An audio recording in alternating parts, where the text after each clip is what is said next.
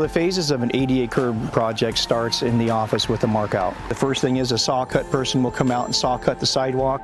Then we have an excavation crew that comes out and they will excavate out the corner and hammer it. My name is Ted Harvey. I've worked for the city for around 17 years. I'm a concrete finisher, and our ADA curb ramp is basically our bread and butter of what we do. Today we're working on taking out old corners and put them in new ADA compliant corners.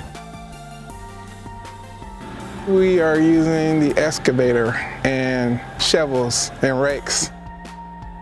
After that, we send a form crew out. And so that's what this is right here. The form crew came out. They have formed up this corner. There isn't anything by mistake when we form it up and we pour it. Everything is all done by percentages. We're all held by federal standards and city standards.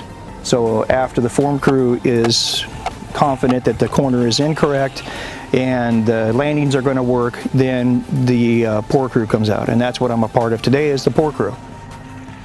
We brush the concrete at the end for adhering, for traction, and for surface. It's also in the charter.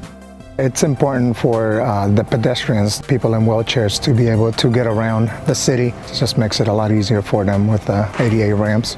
This morning, people were outside in the neighborhood and come over and thanked us for putting those in. That's really cool when people come up to you and say that to you. You know, it gives you some purpose and meaning of what you do.